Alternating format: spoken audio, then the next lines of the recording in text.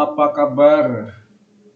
Tentunya kita masih terus bersemangat ya untuk belajar matematika. Dan kali ini kita sampai ke soal yang ke-30 dalam seri pembahasan soal-soal latihan TKA. Ini menarik, ini soalnya tentang geometri ya. Jadi diberikan bangun datar gabungan dari persegi panjang ABCD dan setengah lingkaran yang berimpit pada sisi CD.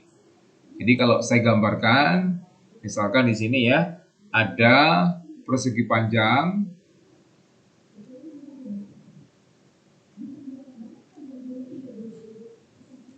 ini A, B, C, D.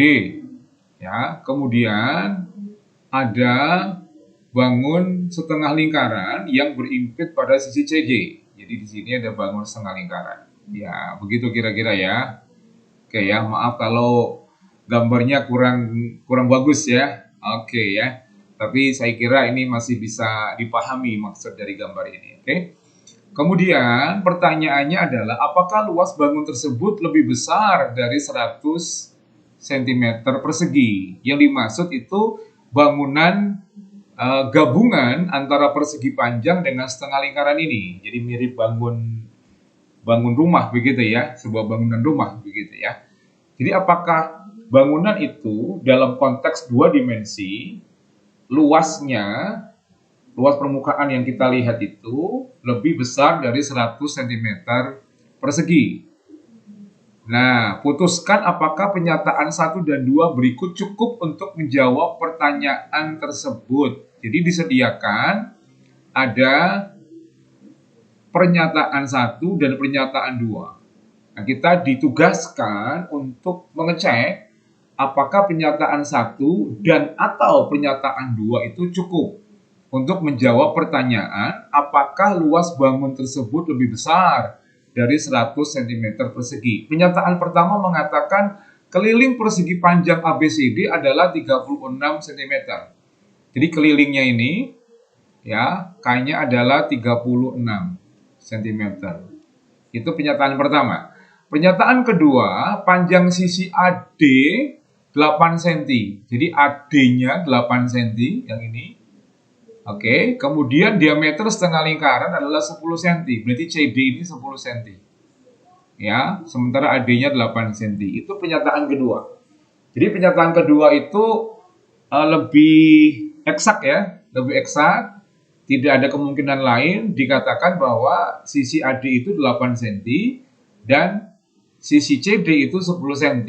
Nah, kalau kita lihat pernyataan kedua itu dengan mudah kita bisa mengatakan, menyimpulkan bahwa pernyataan yang kedua itu sangat cukup ya untuk menjawab pertanyaan apakah luas bangun ini lebih besar dari 100 cm persegi. Ya, jadi pernyataan kedua itu saja sudah cukup, bukan? Nah, tetapi kita lihat pernyataan 1. Jadi kalau ini sudah cukup ini, betul. Tapi pernyataan 1, apakah pernyataan 1 ini cukup untuk menjawab pertanyaan apakah luas bangun tersebut lebih besar dari 100 cm persegi apabila pernyataan 1 ini berdiri sendiri. Keliling persegi panjang ABCD adalah 36 derajat. 36 cm derajat. Gimana sih ya? 36 cm. Jadi kalau keliling perseginya itu 36 cm. Informasinya hanya itu. Apakah kita bisa dengan yakin ya menentukan apakah luas bangun ini lebih besar dari 100 cm persegi? Tentunya kan tidak. Kenapa?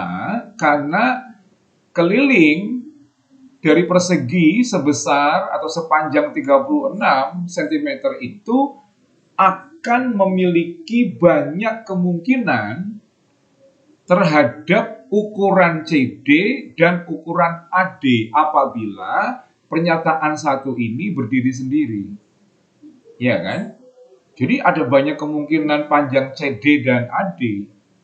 Ada 1001 kemungkinan, banyak sekali kemungkinan. Nah, di antara banyak-banyak kemungkinan itu, ada yang menyebabkan luas bangun ini lebih dari 100 cm persegi, tetapi ada juga yang bisa menyebabkan luasnya kurang dari 100 cm persegi. Begitu. Jadi pernyataan satu saja itu pasti tidak cukup. Ya, kalau pernyataan satu digabung dengan pernyataan dua, oke. Kalau pernyataan dua saja, oke. Berarti prinsipnya seperti itu. Nah, mari kita lihat dari jawaban A, B, C, D, E, mana yang memenuhi prinsip-prinsip tadi. Prinsip A, pernyataan A. Jawaban A, kita lihat. Pernyataan satu saja cukup untuk menjawab pertanyaan, tetapi pernyataan dua saja tidak cukup. Salah ini pasti. Ya, ini salah. Justru yang cukup itu yang pernyataan kedua. Ya, yang B, pernyataan dua saja cukup untuk menjawab pertanyaan, tetapi pernyataan satu saja tidak cukup. Betul, ini betul sekali. Mantap ini jawaban. Yang C, dua pernyataan bersama-sama cukup untuk menjawab pertanyaan, tetapi satu pernyataan saja tidak cukup. Nah, jawaban C ini membingungkan, ambigu ya. Kalau dua bersama-sama cukup, ini benar. Ya, jadi kalimat pertama ini benar, tetapi kalimat kedua, tetapi satu pernyataan saja tidak cukup. Nah, pernyataan satu saja itu yang mana? Kalau pernyataan pertama memang yang ini tidak cukup, ya, yang ini memang tidak cukup. Tetapi kalau yang ini kan cukup.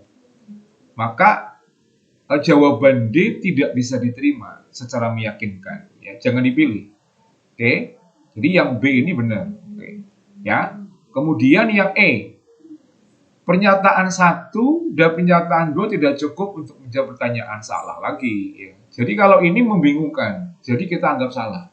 Maka jawaban yang pasti kita pilih adalah B. Begitu, oke? Semoga ini cukup membantu ya, cukup membantu. Semoga begitu ya. God bless.